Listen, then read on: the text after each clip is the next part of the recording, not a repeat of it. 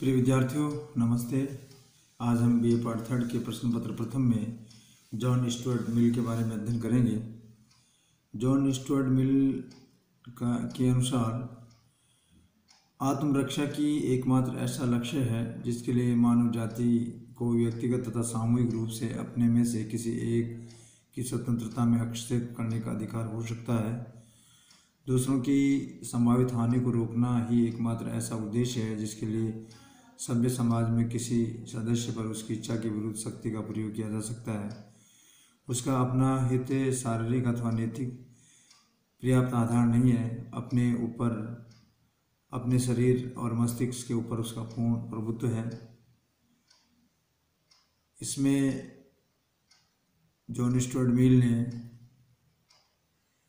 व्यक्तिवाद के बारे में जो विचार रखे, उसमें बताया गया कि व्यक्ति और राज्य का पारस्परिक संबंध राज्य का कार्यक्षेत्र राजनीति विज्ञान में सबसे अधिक विवादग्रस्त विषय रहा है और इस विषय में उन्होंने जिन विभिन्न विचारधाराओं का प्रतिपादन किया है उनमें से व्यक्तिवाद को एक अत्यधिक महत्वपूर्ण स्थान प्राप्त हुआ है।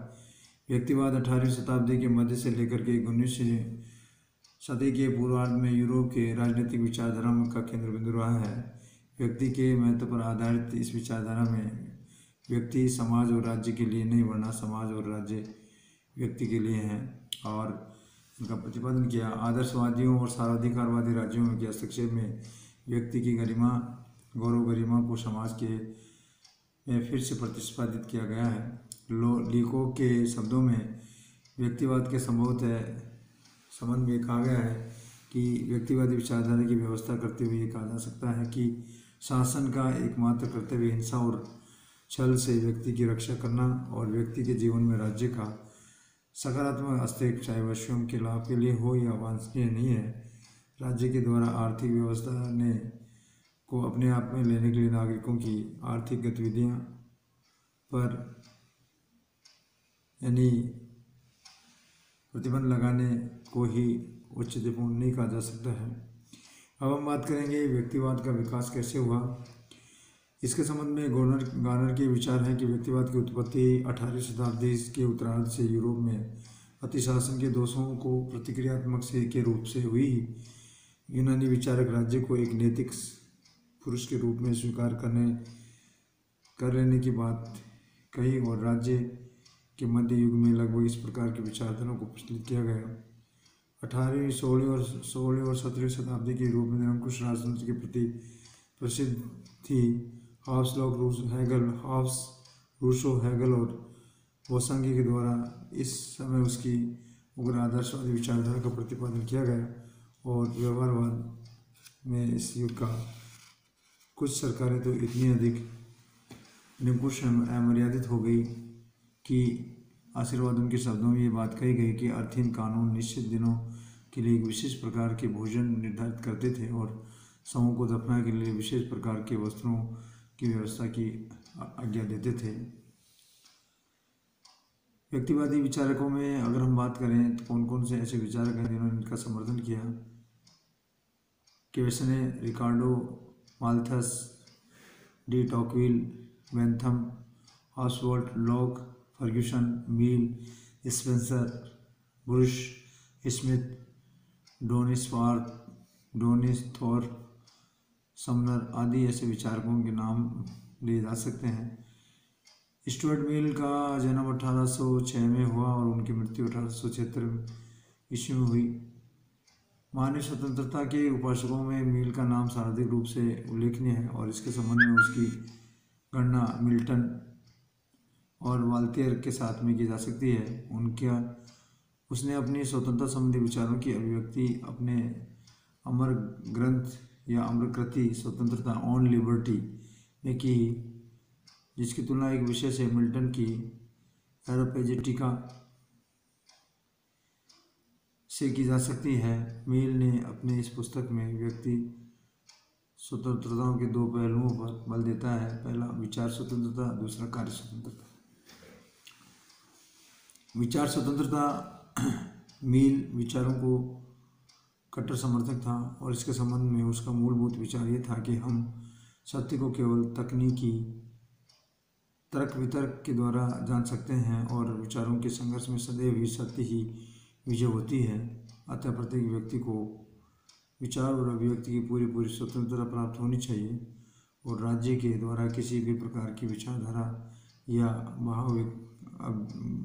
भावाभिव्यक्ति पर कोई प्रतिबंध नहीं लगाया जा सकता, चाहे वो किसी भी प्रकार का विचारों का दमन करना सत्य का दमन करता है, क्योंकि यह जरूरी नहीं है कि सामान्य स्वीकृति विचार सत्य हो।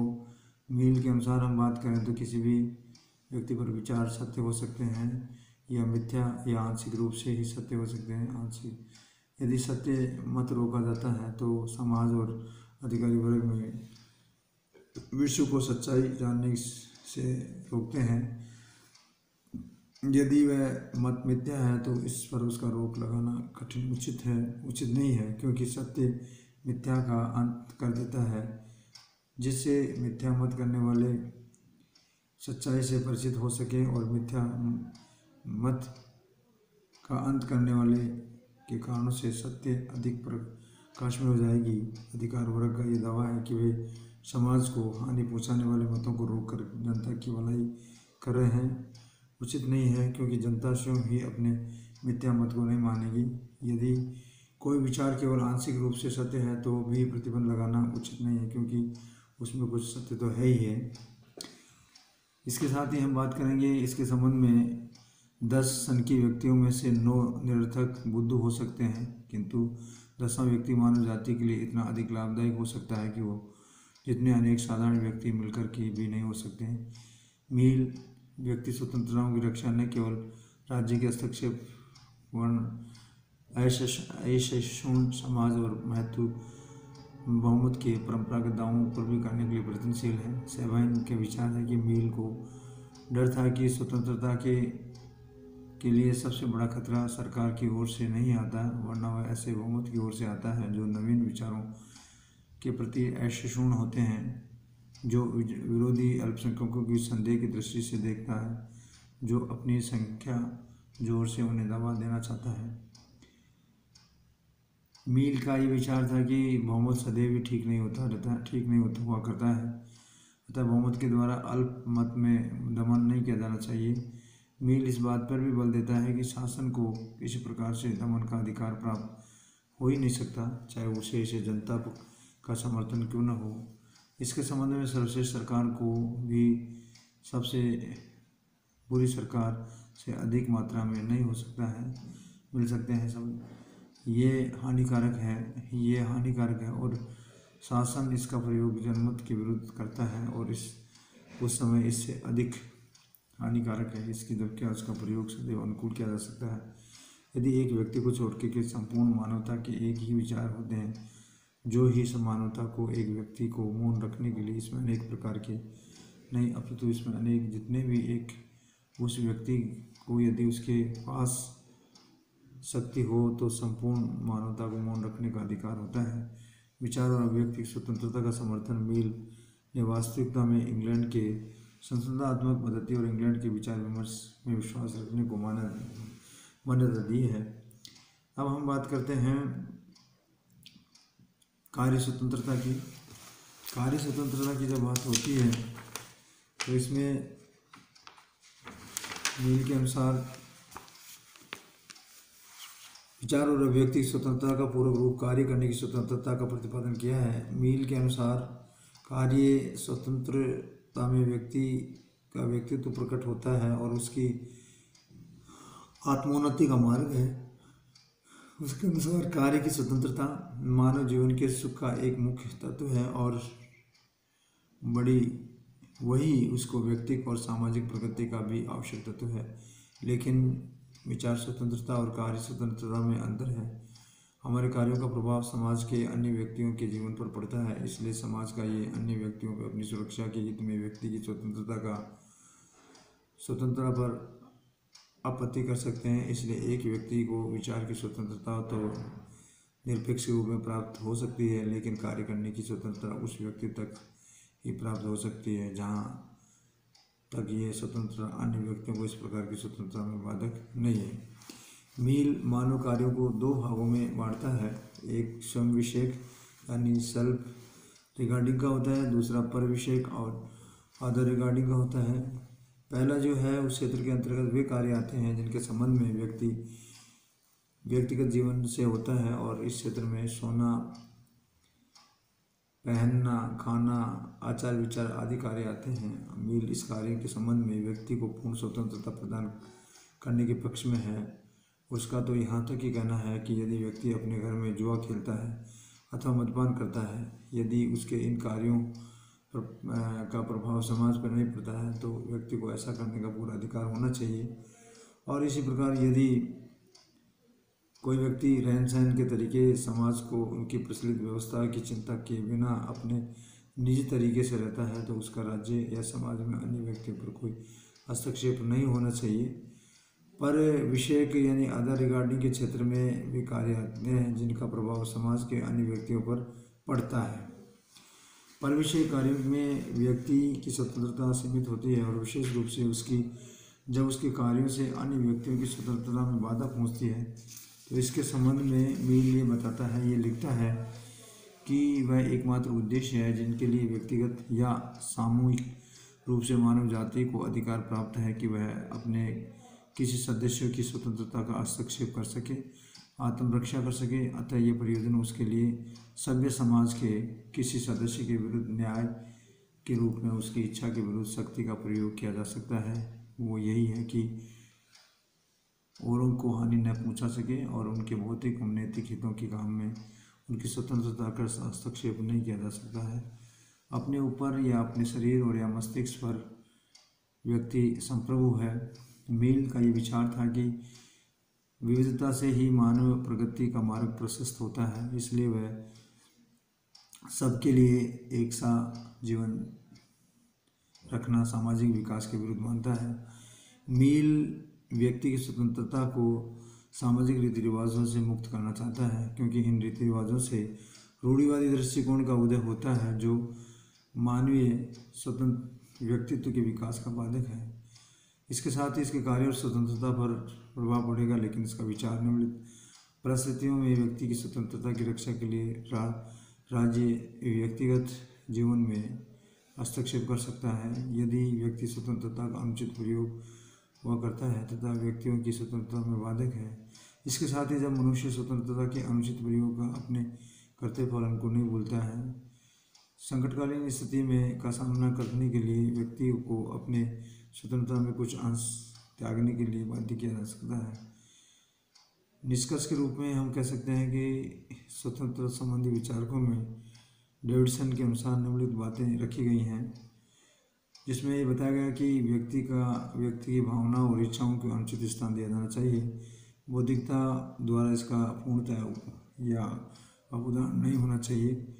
सामाजिक और सार्वजनिक कल्याण की दृष्टि से व्यक्तिगत दृष्टि से उचित महत्व दिया जाना चाहिए। इसके साथ ही उसके मानव कल्याण की दृष्टि होगी, लोक कल्याण कहीं आगे प्रोत्साहित होगा। अब हम बात करेंगे स्वतंत्रता के सिद्धांत की आलोचना और उसका मूल्यांकन, कि उसकी किस प्रकार से स्वतंत्रता के विचारों की हम आलोचना कर सकते हैं। इसके संबंध में उसके संबंध में हम ये कह जा सकते हैं कि मील व्यक्तिगत और आत्म विषयक संबंधों में स्वतंत्रता के विषय के विचारों में राजनीतिक चिंतन के क्षेत्र में एक असाधारण महत्व है। और इस विषय में मैक्सी ने ये बात सही लिखी थी कि राजनीतिक साहित्य के इतिहास में मील का विचार और विवादास्पद स्वतंत्रता पर लिखा गया अध्याय इस विषय की सुंदरतम रचना है, और इसमें वैसी ही उदात्त एवं उच्च भावनाएं प्रकट की गई हैं, जैसे मिल्टन, स्पिनोजा, वॉल्टेयर और रूसो, पेन, जेफरसन तथा विचार एवं भाषण की स्वतंत्रता का प्रबल समर्थन करने वाले अन्य व्यक्तियों की रचनाओं में मिलती है। फिर भी मील ने उपरोक्त विचारों की कुछ मौलिक भ्रांतियाँ और दोष हैं। अतः बार्कर, डेविडसन, ब्रिंटन आदि विचारकों ने मील के सिद्धांत का प्रबल आलोचना की। बार्कर के शब्दों में मील ने स्वतंत्र स्वाधीनता का पर अपने निबंध में स्वतंत्रता के विचारों को अधिक गंभीर और आध्यात्मिक अर्थ प्रदान किया। पुराने विचारकों के अनुसार स्वतंत्रता का अर्थ व्यक्ति के कार्यों को बाह्य नियंत्रण और हस्तक्षेप से इसलिए मुक्ति प्रदान की करना था कि वह प्रत्येक व्यक्ति द्वारा अपने भौतिक हितों को ज्ञान के लिए तथा इनका अनुसरण करने के लिए आवश्यक था। मिल ने इस दृष्टिकोण से ऊपर उठते हुए स्वतंत्रता का अर्थ व्यक्ति के पौरुष को और अनेक प्रकार के विभेद्य का उद्भूत एवं उत्पन्न करने वाले आध्यात्मिक मौलिकता और नवीनतम की उन्मुक्ति का क्रीड़ा माना है। इसके संबंध में उनका मत स्वतंत्रता के लिए आवश्यक था कि व्यक्तियों के पुरुषों और उत्साह तथा समाज की प्रगति के अविशिष्ट वैविध्य और नवीनतम प्रादुर्भाव कर सकें। किंतु स्वतंत्रता के इस उदात्त विचार के बावजूद भी मिल खोखली स्वाधीनता और काल्पनिक या यूँ कहें कि अमूर्त व्यक्ति यानी का प्रतिपादन करने वाला पैगंबर था। उसके पास अधिकारों के संबंध में कोई स्पष्ट दर्शन नहीं था। इन्हीं अधिकारों से स्वतंत्रता के विचारों का एक ठोस अर्थ प्राप्त होता है। उसे ऐसे पूर्ण समाज का कोई स्पष्ट विचार नहीं था जिसमें राज्य और समाज को भ्रांत विरोध विलुप्त हो जाता। मिल द्वारा प्रतिपादित विचारधारा कार्य स्वतंत्रता के सिद्धांत के प्रमुख दोषों की अगर हम बात करें तो दोष ये हैं कि मिल की स्वतंत्रता खोखली और नकारात्मक थी। उन्होंने वही प्रतिपादन किया कि व्यक्ति की स्वतंत्रता पर राज्य का अंकुश या प्रतिबंध होना चाहिए। उनकी मान्यता थी कि राज्य या समाज के जितने कम प्रतिबंध होंगे उतने व्यक्ति की स्वतंत्रता अधिक होगी। राज्य के प्रतिमान जितने अधिक होंगे और उतने ही स्वाधीनता उतनी ही कम होगी। व्यक्ति की स्वतंत्रता और राज्य का निरंतर परस्पर विरोधी वस्तुएं हैं और इसके संबंध में एक अवधारणा संभव है कि रूसो का एक क्रांतिकारी कथन है कि व्यक्ति स्वतंत्र पैदा होता है और वह किंतु वह सभी ओर से अपने आप में दासों की बेड़ियों में जकड़ा हुआ पाया जाता है। नकारात्मक या अभावात्मक स्वतंत्रता कितनी निरर्थक और खोखली है इस बात का स्पष्ट रूप से यदि किसी व्यक्ति की निर्जन टापू में छोड़ दिया जाए वहाँ उसे मील की आदर्श स्वाधीनता प्राप्त होगी, क्योंकि वहाँ उसके कार्यों में हस्तक्षेप करने वाला कोई दूसरा व्यक्ति नहीं होगा। किंतु ऐसी स्वतंत्रता क्या वांछनीय है? क्या इसे कोई पसंद करेगा? संभवतः ऐसी स्वतंत्रता कोई भी पसंद नहीं करेगा। इसके साथ ही दूसरी जो आलोचना है मिल के कार्य करने की स्वतंत्रता के विषय में मानवीय कार्यों का आत्म विषयक या व्यक्तिक तथा पर विषयक सामाजिक नामक दो वर्गों में समाज बांटा हुआ भ्रांतिपूर्ण या यूँ कहें कि असंभव है। वास्तव में व्यक्ति के कार्यों में ऐसा भेद नहीं किया जा सकता। मिल द्वारा किए गए मद्यपान के सुप्रसिद्ध उदाहरण स्वतः आत्म विषयक और व्यक्ति कार्य हैं। वहाँ तभी सामाजिक रूप से धारणा और शराब पी करके कोई व्यक्ति सड़क पर शोर मचाए और दंगा करे, किंतु ऐसे व्यक्ति अपने घर में शराब पीना भी विशुद्ध व्यक्ति कार्य नहीं है। इसका उसकी पत्नी और बच्चों पर गहरा प्रभाव पड़ता है। यदि यह शराब में अंधाधुंध पैसा न बर्बाद करे तो वह धन अपनी पत्नी और बच्चों की शारीरिक तथा बौद्धिक उन्नति में लगा सकेगा। समाज में इससे लाभ पहुँचेगा। शराबी के बच्चे उसकी देखा देखी से दुर्व्यसन में फंस सकते हैं, इसलिए समाज को हानि हो सकती है। तीसरी जो आलोचना है मिल के अनुसार राज्य को प्रत्यक्ष रूप से मद्यपान और जुए आदि पर प्रतिबंध नहीं लगाना चाहिए, क्योंकि शराबी जुआरी अपने मानसिक संघर्ष अनुभव के आधार पर मद्यपान एवं जुए के दुष्परिणामों को समझ लेना अधिक श्रेष्ठ है। किंतु ये मार्ग बड़ा कठिन और थमसादे है। यदि मद्यपान और प्रतिबंध लगा दिया जाए तो शराबी और आत्मरक्षक में लगने वाले समय और उसकी उत्पत्ति में लग सकता है। इस प्रकार से यदि शिक्षा, जलापूर्ति, सफाई आदि का प्रतिबंध राज्य करे तो नागरिकों को श्रेष्ठ और समय की भारी बचत हो सकती है। चौथी आलोचना है मिल के विचारों में स्वतंत्रता पर बल देने वाले हास्यास्पद सीमा तक पहुंचा सकता है। इसका उनका कहना था कि सनकी एवं भावुक व्यक्तियों को भाषण या विचारों की पूरी स्वतंत्रता मिलनी चाहिए, क्योंकि वह संभव 10 सनकी व्यक्तियों में से एक अलौकिक प्रतिभान गुदड़ी का लाल हो सकता है। वह समाज को नई क्रांति विचारधारा का मौलिक प्रदान करें, किंतु ये तर्क ठीक नहीं है। डेविडसन ने लिखा है कि मिल भूल जाता है कि सनक या बक्कीपन चरित्र उत्कृष्टता का नहीं है, अपितु निर्बलता का परिणाम होता है। चौथी आलोचना है कि मिल वाद विवाद और विचारों की स्वतंत्रता पर बल देते हुए ये कहा है कि व्यक्ति को बिना तर्क या किसी विचारधारा को स्वीकार नहीं किया जाना चाहिए, क्योंकि तर्कहीन विश्वास अंधविश्वास का रूप धारण कर लेता है। किंतु तर्क की कोई मर्यादा होनी चाहिए। समाज के कुछ सिद्धांतों तर्क विवादों की ओर से होनी चाहिए। हत्या, सत्य, राजद्रोह आदि के बारे में जितना कम तर्क हो वह समाज के लिए हितकारी है। यदि राजद्रोह के सिद्धांतों की चर्चा चौराहे पर होने लगे तो राज्य का भविष्य संकट उत्पन्न हो जाएगा। अगली आलोचना है कि मिल के मतनुसार बंकियों या सनकियों व्यक्तियों का जीवन नवीन परीक्षण करने की खुली छूट देने से समाज में मानवीय चरित्र के विविध रूपों में होने वाले वैदिक समाज की प्रगति और वृद्धि में सहायक होगी। किंतु डेविडसन ने इस विषय में सत्य ही लिखा है कि चरित्र का मूल्यांकन गुणों के आधार पर किया जाना चाहिए, न कि विधेय के आधार पर।